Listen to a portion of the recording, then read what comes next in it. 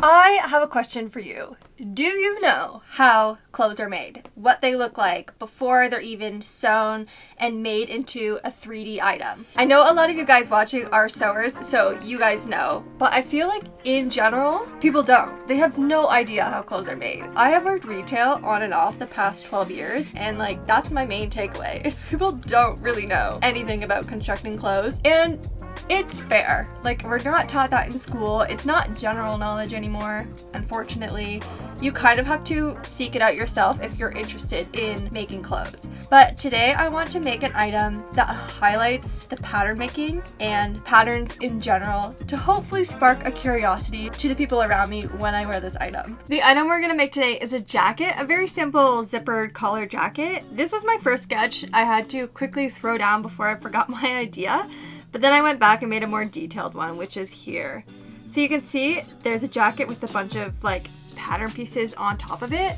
So I want to make a base jacket out of this black cotton twill that I have. And then I'm going to use muslin because this is heavily used in pattern making and a lot with draping. And I want this to be the highlight of the garment by cutting the pattern pieces out of this, embroidering your typical pattern labeling like the jacket bodice cut to self medium with the grain line. I want it all embroidered in it and then to basically just stitch it to the outside of the jacket so it's on display. Now you may know that I have made these jackets before. These are my crop jackets that I made and sell, but I want to use this as the base pattern and just make it longer. I want to make it 4 inches longer so it's more like mid-hip. To make the new pattern, I'm just going to trace around the pattern pieces from this small jacket, the sleeve front and back, and then we'll make some small alterations like lengthening it, making it for a zipper, not a button. And then we have to decide actually on pockets.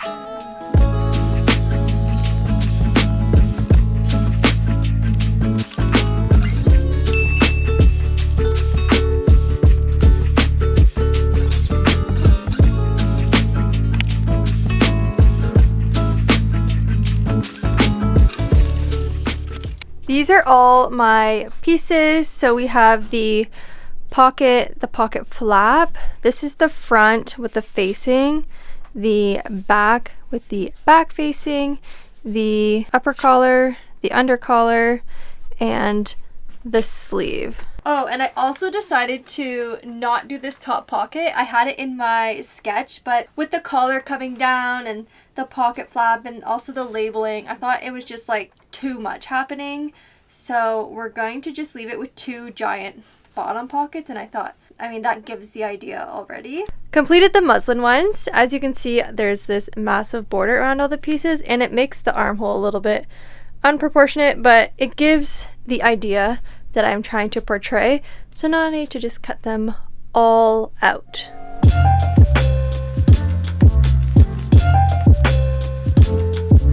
I don't know if you follow the fashion weeks, but right now is the couture fashion week and I'm loving all the content that's coming out of the behind the scenes. Like, if I ever went to a fashion week, it would have to be the couture one, and my dream would be to go into the ateliers and meet the couturiers who make these collections because they are stunning. Sometimes I see these items and I'm like, okay, but how did they sew that? Like, how did they get the seam so sculptural? And like, ugh, it would be amazing.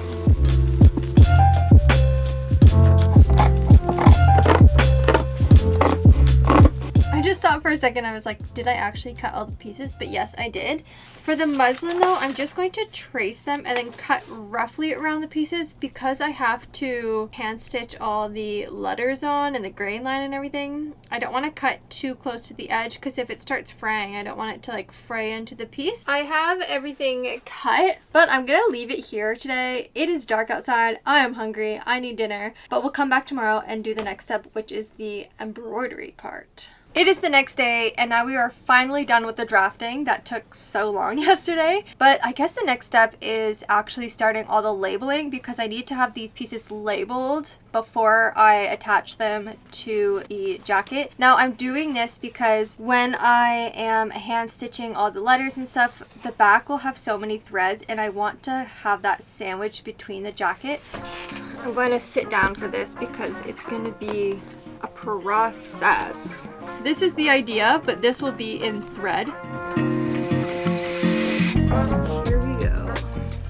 And I'm not even using a hoop, like an embroidery hoop, mostly because I don't have one.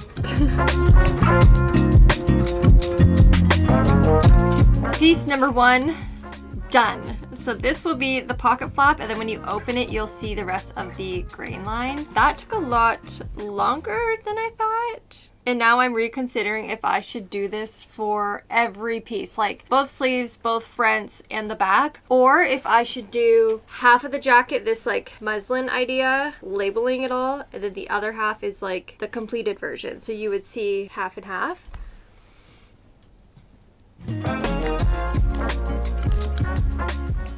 It is already like 4 o'clock the next day. I did so much hand stitching and it took so long, but we're done. Finally complete. Let me show you. So we have the back. The gray line's not on it because it will be on the fold. We have the sleeve, the collar, the pocket flap, which you saw, the pocket, which I think I also showed you already, and the front bodice. So the next step is getting these onto the base part of the jacket. So this is the front bodice. I don't actually need these threads. I can take them out. And this is basically going to go like so. And I want these notches to all match up. Whew, I feel like this moment took so long to get to, like actually attaching the pattern piece to the base. So I have it all pinned on. Hopefully it doesn't move. And we'll see how this goes. Oh my goodness. Is this weird to say, but like I love my idea?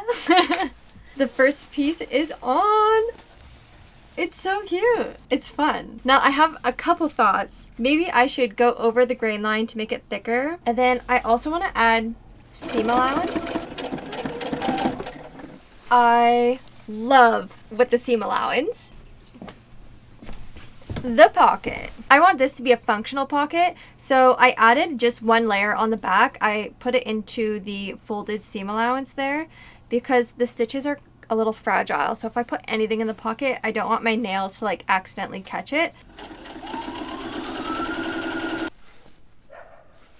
This looks so cool. Oh, amazing. Now I need to just add all the muslin pieces to the rest. So I have the sleeve, back, and collar. Yeah, so a couple more pieces and I'll come back to you when those are done because I'm just repeating all those steps again, and then we'll start constructing the jacket all together. I got all the pattern pieces on. This is the collar. Then we have the back panel, and what's one that you haven't seen yet? Oh, the sleeve. I'm going to prep all the little pieces so that tomorrow we can assemble the whole jacket. I need to start serging, and that means I need to set up my whole serger. Sounds like a tomorrow problem for me, but like in 1 second for you. We're finally putting the jacket together. It's been like a couple days now of working on this thing, so I can't wait. Yesterday I prepared the pocket flap and pocket, the collar. This is what the collar is looking like. And the basing is also good to go. The serger is set up so we can kind of like whip through things faster today. I need to prep this panel first and then we can start attaching everything together. I finished the pocket, but I probably fought with my serger for like 30 minutes because it just kept losing the stitch, which was so annoying. So I rethreaded it all is well now.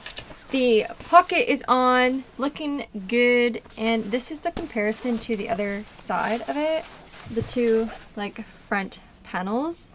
When I line up the pocket, it actually matches the dimensions of the other side. It's like I'm acting surprised by that when I did plan it. So like this is usually where the stitch would be, as well as the top.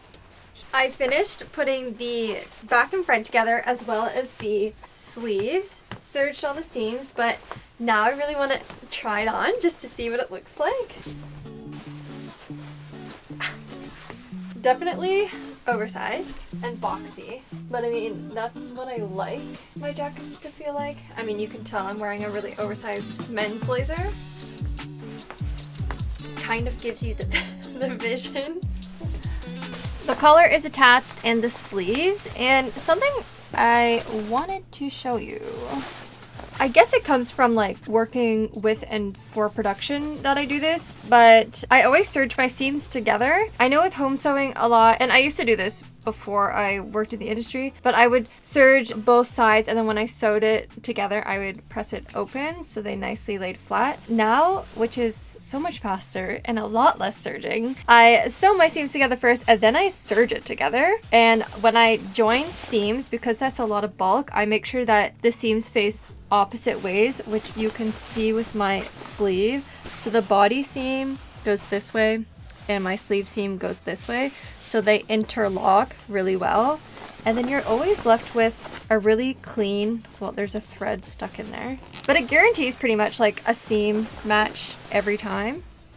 Definitely recommend doing that. Now we're just going to pop the zipper in. I just got this very basic metal exposed one.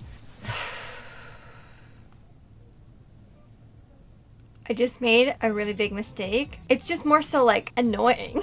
I nicely put in my zipper. I added my top stitch. Like, it looks nice. And as I was doing the top stitch, I'm like, why? It's fraying on the other end, but why did I not serge the front seam? And then I remembered I made a facing, which is nicely sitting beside me, ready to be put in. So annoying, but maybe it's a sign that I need to take a break, go have lunch. Okay, we're back from lunch. It was great, but now we're going to tackle this jacket again. I already stitch stripped the zipper. I'll put you back further. I already stitch stripped the zipper, so it's good, and we're just going to actually put the facing on and not forget steps anymore. Because we are so close to being done right now. Like, it's literally like facing and hems, and then we're good. Okay, facing is on, and I think it should be, yes. Okay, good. Oh, so good. No puckers, no puckers. Zip is in with the facing. It looks so much cleaner like this.